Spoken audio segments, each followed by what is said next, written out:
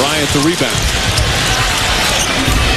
Bryant, like he's done the last 2 games, looking to shoot in the first quarter. That one too strong. Howard had it, lost it, and got it back. Alston pushing. Tries the same floater again. 2 difficult shots from Rafer Alston. And excellent balance on the offensive end for Orlando. Fisher goes right back at him and draws the foul. And if you're the Magic, you like to see Alston bounce back like this. He did not play in the 4th quarter and overtime. And he wasn't happy about it sitting over on the bench. Well, this is a good crossover. Doesn't take it all the way to the rim. Good touch on the floater. And you know what, Mike? The interesting part is, to me, and I coach Rafer. Rafer has shown his displeasure with not playing huge minutes. Going into next year, to me, they're going to have to make a decision with Jameer Nelson going back as the starter. Do they keep Rafer Alston? Can he handle that backup role? Or do you have to try to trade him where he can go start and get a guy who's content with being a backup? They're both under contract for next season. As the free throws are good, 4-point game, 3.5 to play in the first. No, and I'm a guy that would much rather be contributing on a winning team with a chance to win it all than to be a starting point guard on a bad team. Howard goes strong, but the shot is too strong. Here comes Lamar Odom.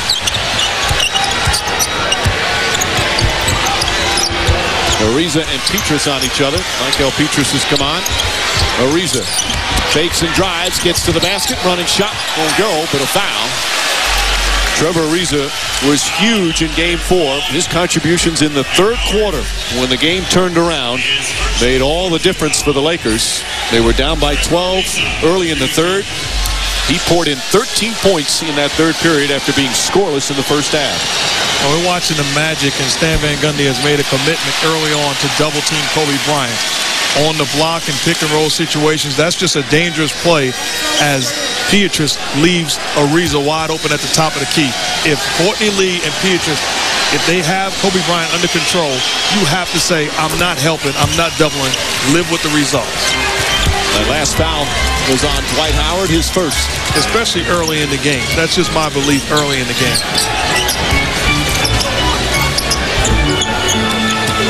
Howard. Spinning. Left-hand shot won't go. Bryant the rebound. Lee staying with Bryant. Now Gasol driving. Keeps his dribble alive. Good defense from Howard. Ariza feed. Stripped by Alston. Ball still loose. And they force another turnover. That's the 4th by the Lakers. Courtney Lee to the basket. And he gets knocked down. He'll go to the free throw line. And we'll take a timeout. Excellent balance early, Mark, for the Orlando Magic. Guys are looking to be aggressive. Ball movement, man movement. Rashard Lewis, hands off to Turk Lou, and then the left-handed. How about Rafer Alston? Take him to the streets with the teardrop. Our intensity has got to be tremendous. We know that. And I know it will be. We will come and play. Our intensity will be up. But we talked about it yesterday. We got to keep our heads in what's going on. We cannot get frustrated with anything tonight. To keep ourselves in this series, and we'll go to LA and win it. With Orlando up here 3. That was Stan Van Gundy's message pre-game. After the Game 4 loss, he told his guys simply this: listen, if you do not believe that you can win Game 5, it makes no sense for us to go to Los Angeles. You must go into Game 5 believing you can win 2 there and the series. If not, there would come a moment in Game 5 where your will would be tested, and you would be unwilling to meet that, and you will go meekly away from this series. Derek Fisher's perspective, guys, well, he said, I'm convinced that a moment will arrive in Game 5 when our opponent will present an opportunity for us to take their will. And our only question is, are we going to be prepared to meet that moment?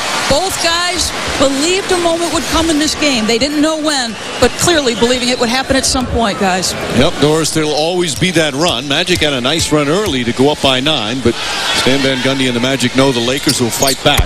If the Lakers go on a run and take the lead, Duke, that's when you see if they have that will to fight, knowing that they've got an uphill battle to win this series. Against the Laker team that has not lost 3 games in a row since Pau Gasol became a Laker in February of 08. Odom, nice move. Gasol right there for the finish. What a difference he's made. They didn't lose 3 straight all season long, and they haven't lost 2 straight in the playoffs this year.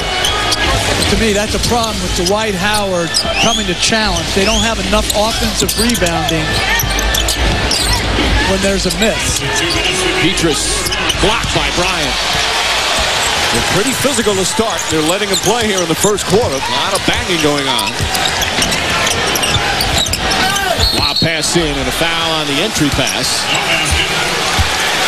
That's the 15th foul, so Bryant will go to the line.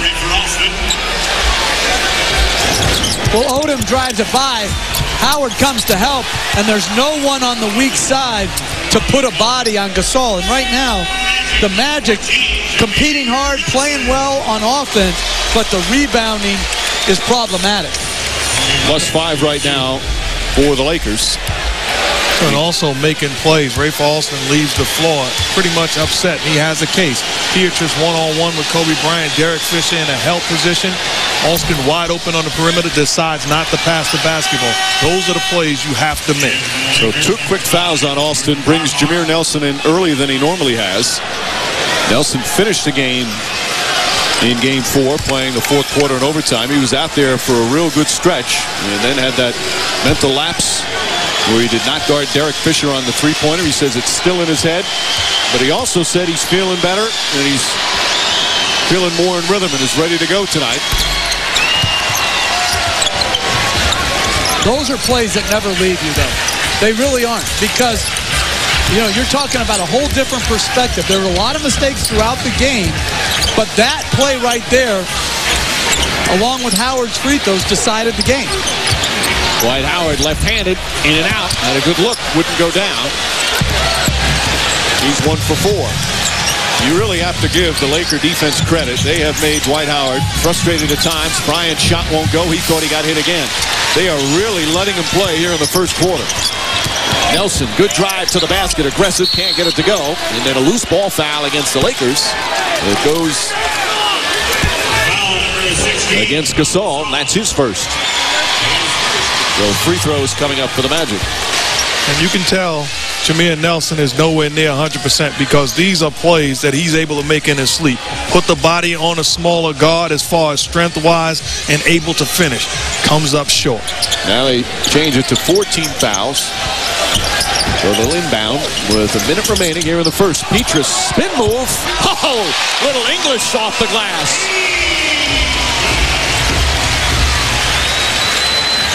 Michael Petrus continues to play so well in the playoffs, and a foul down the other end. Courtney Lee picks up his first, and more Laker free throws. I just like the aggressive move. If Pau Gasol is going to play center field, you as a perimeter player, you got to attack him with the basketball. Petrus does a good job, the spin move, and then using the basket as a shield, eliminating the shot blocking ability of the Laker bigs. Petrus has done it at both ends, had some good scoring games. He's had to guard that man, and he's done a very good job on Kobe Bryant. That might sound silly considering how many points a game that Bryant is averaging in the series at 33, but he's also shooting under 43%. Well, and that's coming off a big-time first game. You know, he was 11 for 31 the last game. You know, you can't do better than that against him. You just try to make him a volume shooter, try to keep him off the free throw line, make him shoot jump shots.